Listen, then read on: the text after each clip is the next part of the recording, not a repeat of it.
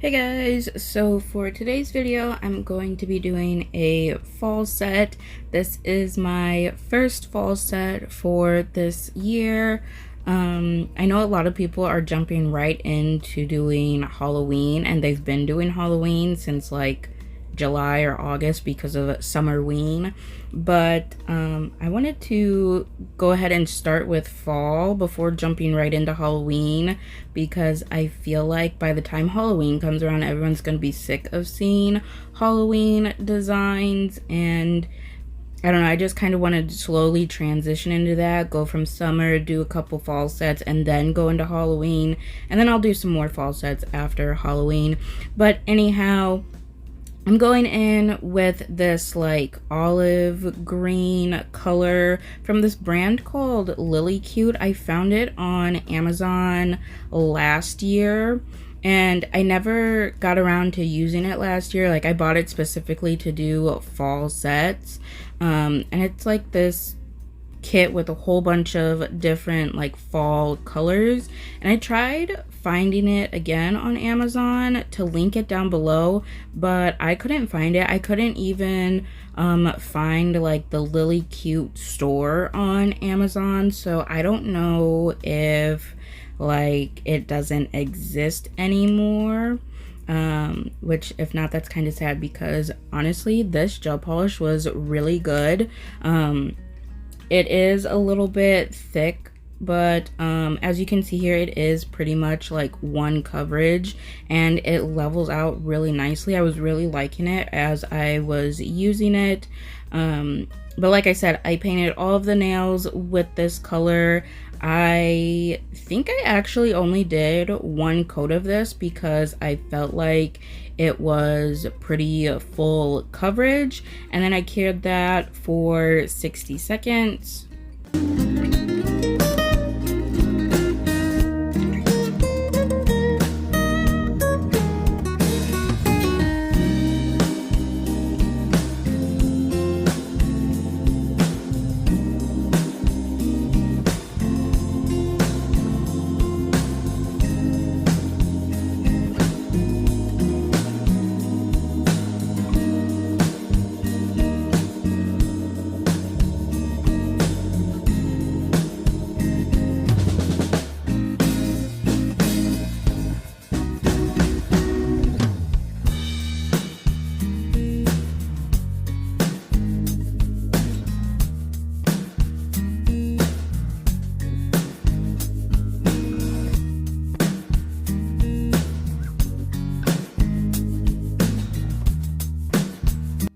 After I got all the nails painted with that green, I wanted to put some gold chrome on one of the nails, and I was curious to see like how it would look being on this green base versus a black base. And because usually with chrome powders you do it on a black base to make it like pop as much as possible, but I think it looked really good on the green. It still looked very gold, but it also kind of has a little bit of a green undertone to it, which I thought really fit well with this set. And to apply the chrome, I just went in with my shiny top coat from LGN, applied that to the nail, cured it for 15 seconds, and then rubbed the chrome powder into the nail with this little applicator sponge, and then I top coated it with a top coat that I have specifically dedicated for chrome and glitters, and then cured that for 60 seconds. Now I'm just wiping off two of the nails with some alcohol to remove that sticky layer before I go in and do my plaid design. So for the plaid design, I am using the Angel White liner gel from Ball Pit and a 15mm liner brush. And to start off, I'm just drawing a vertical line down the nail, and you can place this line wherever you want on either side of the nail or even in the middle, you know, however you want your plaid design to look. And then I do thicken up this line by drawing another line next to it a little farther and then filling that space in between those two lines. And then without curing it, I will go in and draw my horizontal line. And again, you can draw this horizontal line wherever you want, depending on how you want your plaid to look. You can do it at the top, the bottom, the middle, you know, wherever you want. I did mine down at the bottom, closer to the free edge, and I did it the exact same way that I did this line here. And like I said, I did not cure this line before moving on to the horizontal line, because when you have intersecting lines, sometimes with gel polish, it kind of creates like a little bump there where they connect, and I don't really like that. So I like to, if I'm doing intersecting lines, I do like to make sure that I don't cure anything. Like I do my first line and then I'll do my second line while that first line is still wet. That way they like level out and like blend into each other, so I don't have that little lump there. But if you are worried about messing it up, or you're someone who is a little more on the clumsy side and you know that you'll end up bumping it, or you're afraid, like if you mess up your second line, of having to wipe off the entire design, you can obviously cure this first line before going in with the second line. So there are multiple different ways to do plaid, because there are multiple different plaid patterns. I always end up doing this plaid pattern just because it's like the easiest one for me to do. Not saying it's easy by any means, because if you do nail art, then you know getting a straight line on a nail is actually pretty difficult, since they are a curved surface, and drawing a straight line on a curved surface is not very easy at all. And you'll see my lines aren't even all that straight either. Some of them are a little wiggly and wobbly. And even with them being a little wiggly and this being a somewhat difficult design to do just because you're trying to do straight lines on a curved surface, I do feel like this is probably one of the easier plaid designs to do, because you're just doing the straight lines. I also feel like it's one of the least time consuming ones. I'm just saying that based off of how some of these other plaid designs look. I haven't ever tried to do any of the other ones. Like I said, I just go straight to this one because I feel like it's probably the easiest and the least time consuming to do. But maybe someday I'll venture out and do one of the other plaid designs. I find myself doing plaid a lot for fall. Like, I just feel like plaid is a staple, like, fall design, probably because, like, flannels, everyone's bringing out their flannels, and all the stores are selling flannels and stuff, and those are plaid too. So I always find myself doing, like, plaid designs during the fall time. So maybe I'll do another plaid design, but do a different, like, pattern of plaid. And I don't know if I said this already, but after I get both lines done, I do go ahead and cure for 60 seconds.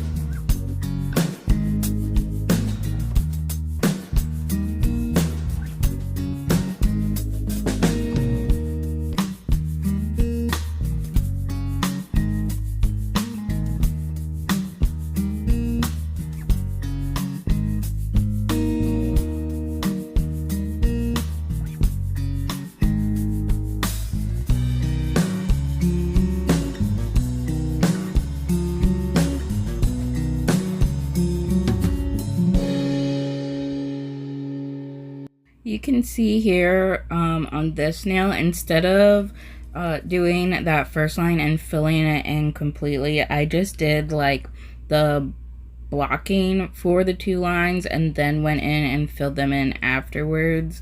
You can do it either way, obviously. I don't know that one way is quicker than the other. I feel like they both take about the same amount of time, but I think I was feeling like maybe it would be a little quicker this way to do the outlines of the lines and then fill them in all together at the end. But like I said, it didn't really make a difference. It took about the same amount of time to do both nails.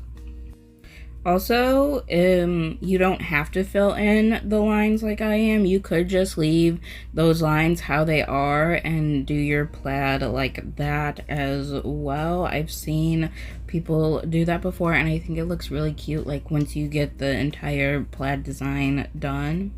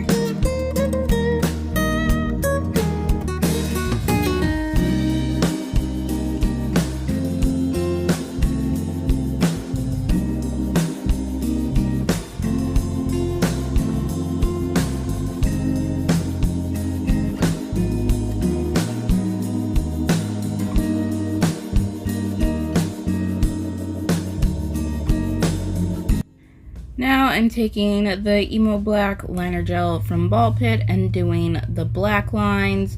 So there's 3 black lines on each of the white stripes. You do 1 on either end of the white stripe, so outlining the white stripe, and then 1 straight down the middle. And these you want to keep them on the thinner side so you can still see that white really well.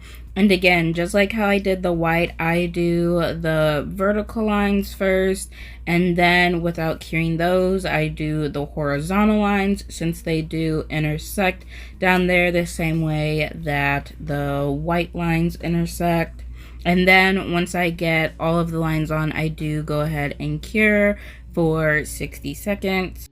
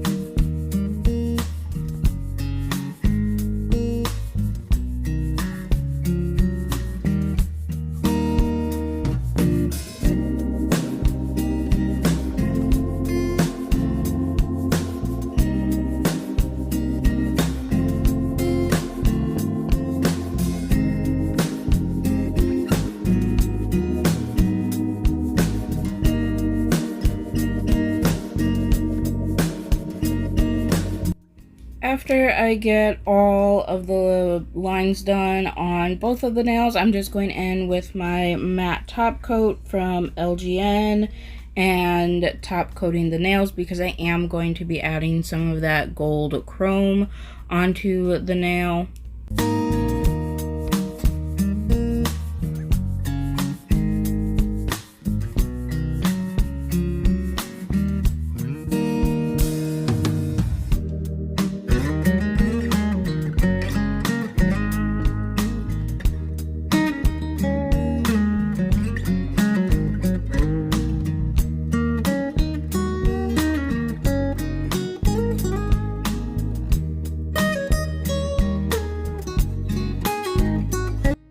Now, taking the Emo Black liner gel again, I am doing the little like accent line. So I just do one vertical line like parallel to that original stripe that I did, and then I do a horizontal line parallel to the other horizontal line that I did, and instead of doing it like more towards the bottom, I do it more up towards the top, like towards the cuticle area, and then I cure this line for 15 seconds before applying the chrome powder. And on this nail, I forgot to buff it, so you are going to see a lot of the chrome powder stick to the background. So if you are doing isolated chrome designs, you want to put a matte top coat and then buff it to make sure that that chrome isn't sticking to the background at all. On the second nail, I did go ahead and buff it, and then you are going to see the comparison between buffing versus not buffing before doing your isolated chrome designs.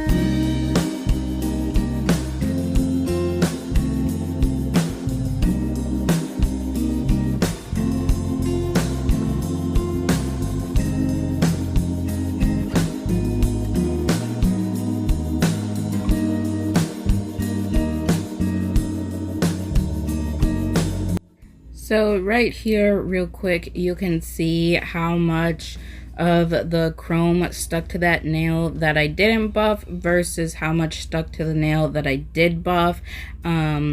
After I got those lines done, I did go ahead and top coat just those gold lines with that same top coat that I used to top coat the other chrome nail. And then after I got those top coated, I did just take a lint-free wipe and wipe it down with some alcohol to remove any of that excess chrome powder that was on the rest of the nail. And then once I was finished with those two nails, I decided to matte top coat these nails. So I'm using my LGN matte top coat and applying that to all of the nails and then curing for 60 seconds. I know usually I am a shiny nail girl, but for some reason when it comes to fall nails, I prefer fall nails to be matte. I have no idea why. So my matte top coat definitely gets used a lot during the fall time because I just feel like all these like fall colors and the designs you do for fall just look a lot better matte for some reason. I did top coat that gold nail off camera though, because I wanted to make sure first that it was going to look okay being matte top coated. And then once I saw that it looked kind of cool, I did go ahead and top coat the rest of the nails.